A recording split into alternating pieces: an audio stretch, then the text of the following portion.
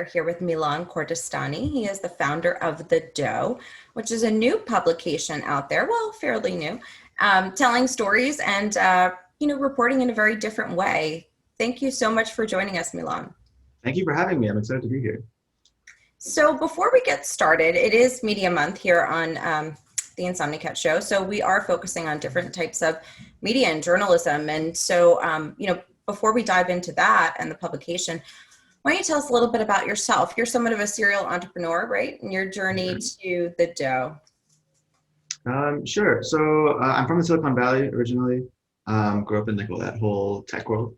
And so the story of The Doe basically is just that I used to write for the Huffington Post when I was about 16 years old. I started writing about the agriculture industry and was fortunate enough to be able to do that for the Huffington Post. And then they closed that down to focus on news instead of op-eds in about, or I think it was like 2018, maybe 2019. And from there, what I quickly realized was I actually don't care much about formal news so much as I do care about people's stories and narratives. And from there, I started writing about my own stories and my own narratives. And when I went to go and publish them, I quickly realized that there was this world in which it makes more sense to publish things anonymously for a multitude of reasons, whether it's, putting something out and you want people to take it at face value and not judge it by who's writing it or what agenda they might have or whatever it is.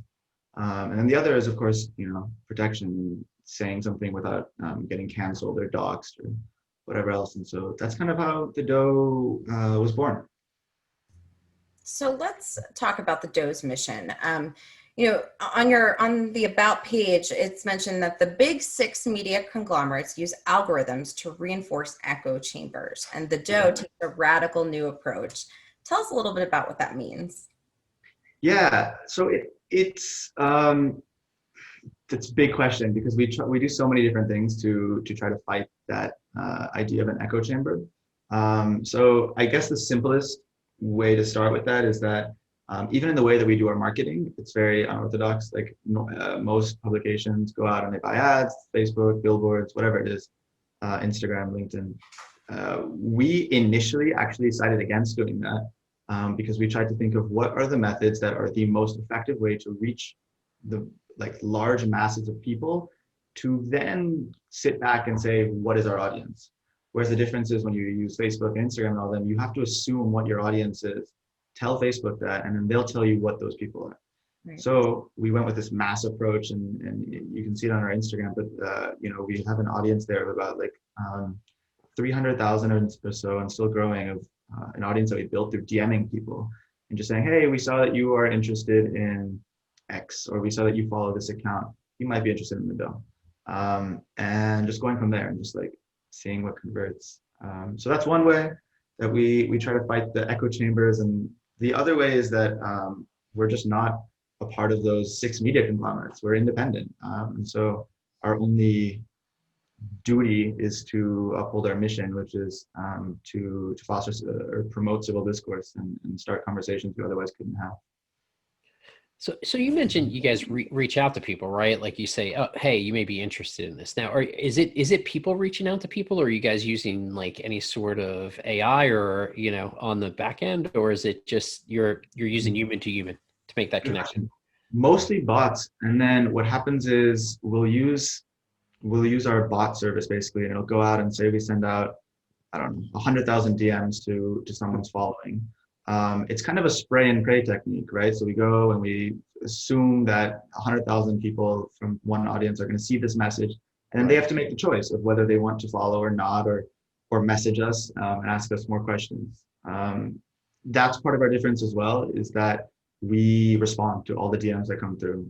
Every day we have 200 DMs come through, and it's virtually impossible to get through all of them. Yeah. Being that we're a small startup and don't just have this massive customer support team, but no one else even tries. New York Times, Forbes, Inc., no media company is trying to respond to every DM.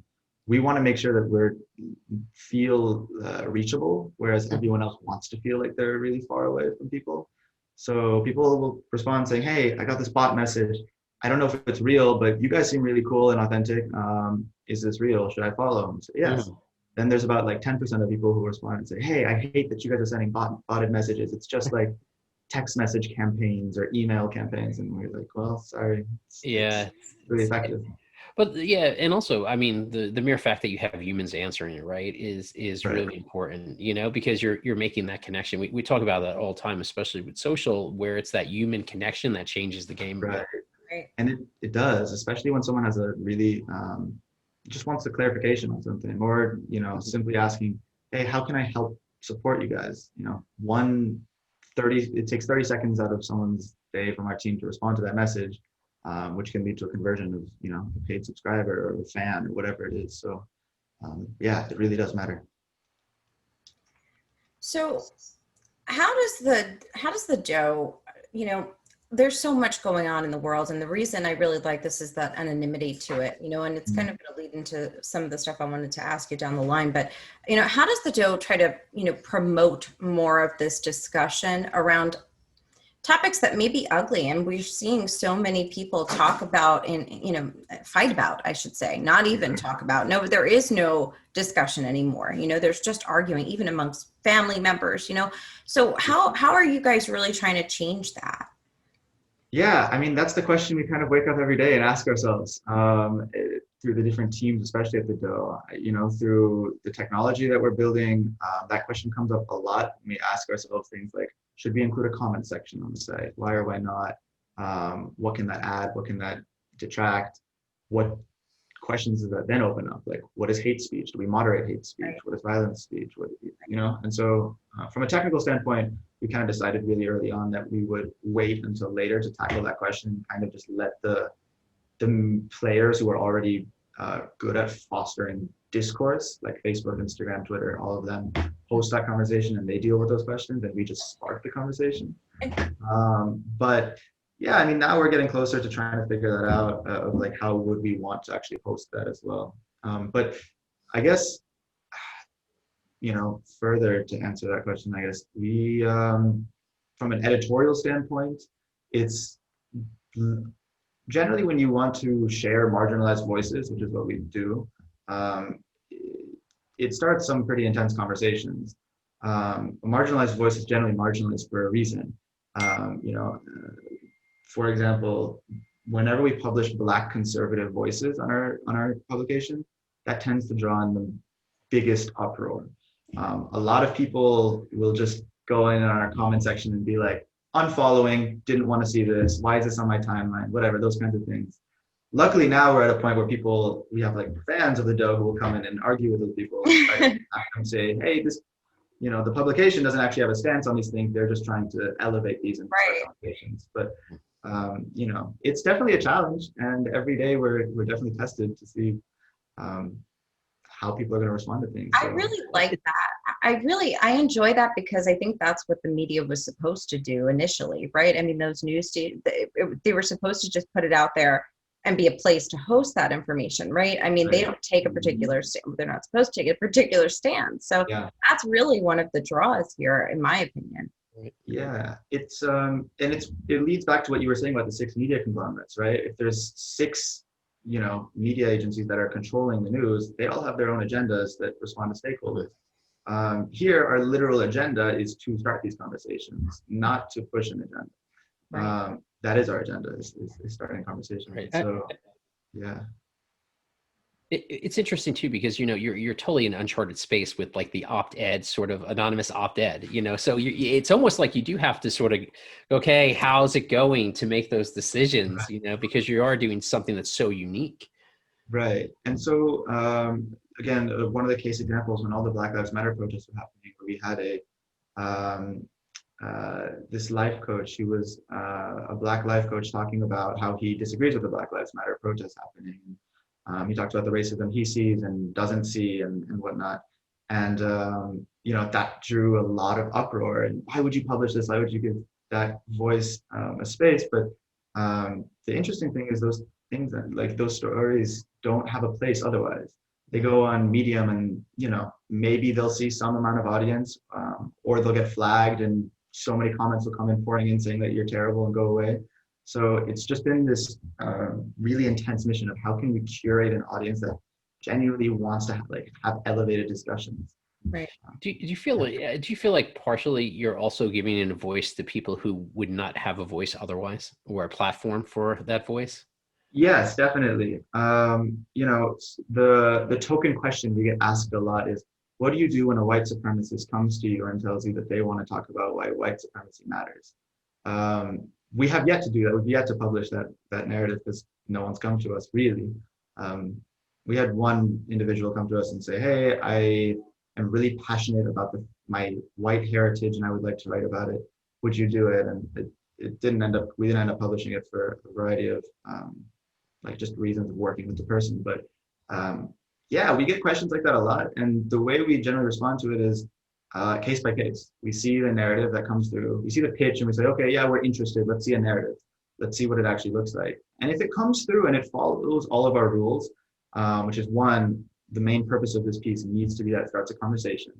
And two, it's a narrative, not an op-ed. It's not just me saying this is my opinion on a situation. It's here's a story that I've lived. Here's a situation that I lived through, and this has led me to believe these things. That's really like our two core drivers with how we pick these narratives. And so if it follows that, we will probably publish something that otherwise no one else would publish.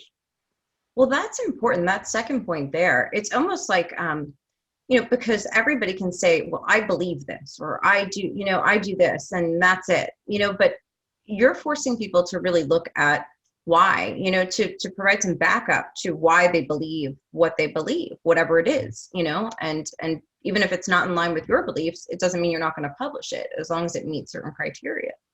Yeah. Another story that was completely different that did that was we published a story from someone who said, I'm gay and I'm against gay marriage. And that was, similar kind of thing, right? It's like, this is really not normal to be publishing this. No one has read this story before, but makes a lot of waves and starts a lot of really intense conversations. Yeah, we love it. So how has the response been from contributors, from audiences? What is the response? So contributors love us because they generally, when we find someone, we had a George Floyd's actually family member come to write for us as well. This person found us, and for contributors, I think it's really relieving. Like they will find us and say, "Wow, I wanted to talk about working at the UN, but I didn't want to lose my job and I didn't want to get in trouble for it. I finally found somewhere where I can voice this opinion, so maybe something can happen about X." And so for them, it's a really great experience. For our audience, it's so tricky. Some of our audience always loves what we do. Some of our audience hates what we do. And some of our audience is so new that they might not even understand what we do. And they'll stick around for a minute, see a couple narratives that they disagree with, and then just be like, this isn't for me, and they leave. So it's pretty tricky. We are pretty unbiased in what we, want to publish. Like I said, we're pretty agendaless. Other than the agendas we're pretty explicit about. And so every now and then we'll have a conservative person come and say, all you're publishing are liberal pieces. And then we'll have a left-wing person come in and say, all you're publishing are really conservative voices. And we publish the stats on who is conservative when they write an article and or a narrative, and who is progressive or libertarian or whatever their beliefs are. So we're pretty transparent about everything we do. But sometimes people just don't want to see that. Or do they have to fill out, so because these are anonymous, do they have to fill out like, I'm Republican, I'm a libertarian? Do they have to tell you that? Like, is there like a form when they submit that they go, my beliefs, or whatever the case is?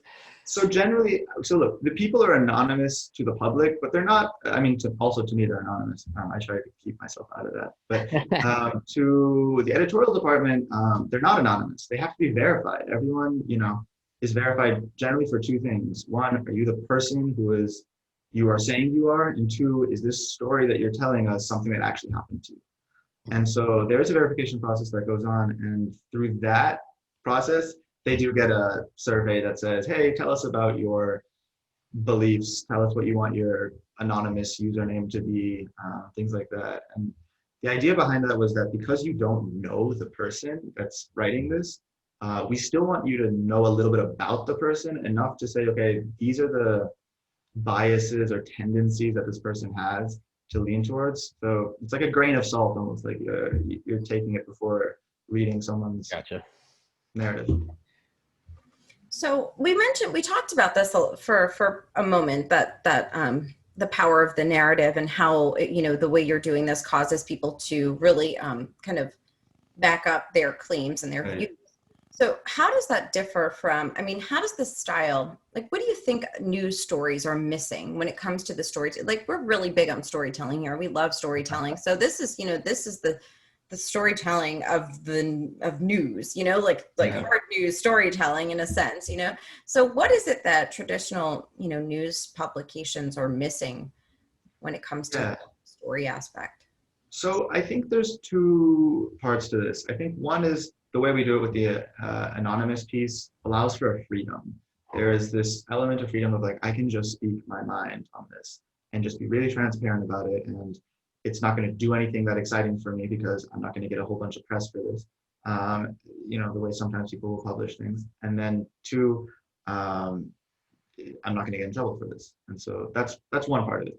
The other part of storytelling that's really interesting is, and why I think it's more effective than news and why I care about it more than news, is because it is really relatable. If I read a story from someone and they tell me about why they struggled with this and what led them to make the decisions they made, or why they now have this perspective of, okay, I'm voting for this candidate, or I'm generally against this perspective, whatever it is, right? When you read the path to get to a certain mindset and you learn about someone's story, you relate to them. It's like human, you feel for them. And that element of humanity, I think, makes storytelling more powerful than news. I like that. It's like easier when you read someone's story versus just saying, okay, you are a statistic, you're 1 out of 100. Right. That's not, you don't feel that, but You're connecting to him in some form. Yeah. I like that. So, Milan, tell us, what is your vision, the long-term vision for the Doe? So the long-term vision really is for us to be the place that people come to for, one, anonymous publishing. So if you're a contributor, you want to publish something anonymously, you come to us. And then the other side of it is really to just be this beacon and this platform, even though I hate using the word platform because it's so vague, but just be this place for people to come to break their echo chambers, or to have conversations they couldn't have, or learn something new that they weren't going to get from the mainstream media.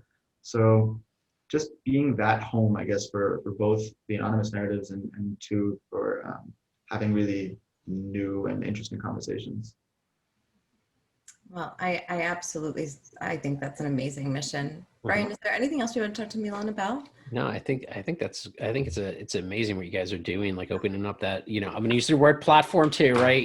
Opening it up, right, for people to be able to tell their story and give their narrative when they couldn't find a place for it in other places. I think it's amazing.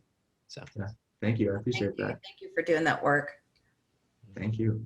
Thanks for having me. So Milan, tell everybody where they can learn more about you and where they can read up on the Doe. Yeah, so I'm Milan Kordestani on all platforms, and the Doe, and then DOE. It's a play on John and Jane Doe, but thedoe.com basically. And I love that. I was wondering. I forgot to ask you. I like that. There it is. Thank you. Yeah, I know a lot of people confuse the Doe with like a deer, like Doe a deer, but yeah, no, it's from John and Jane Doe, the whole anonymous aspect play on it. So yeah, we're the Doe on almost all platforms. Sometimes we are the Doe, but yeah, that's where you can find us. Awesome. Thank you so much again for joining us today. Thank you for having me.